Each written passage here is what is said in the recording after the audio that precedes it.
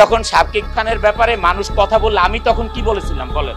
এইবার সাকিব খানকে open challenge করলেন অনন্ত জলিল। হ্যাঁ দর্শক, আপনি ঠিকই শুনছেন।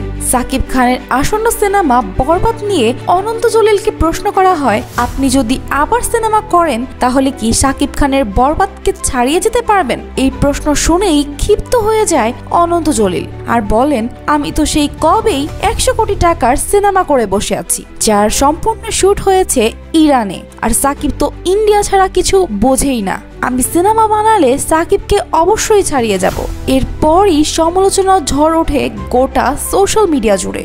সকল সাকিব ভক্ত খেপে যায় অনন্ত জলিলের উপর। সকলেই পাগল বলে গালাগাল করতে থাকে অনন্ত জলিলকে।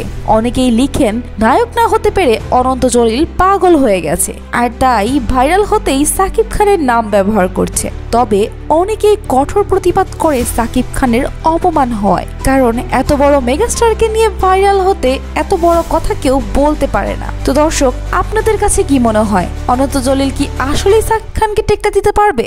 অবশ্যই কমেন্টে জানিয়ে দিন, যেন সকলেই জানে।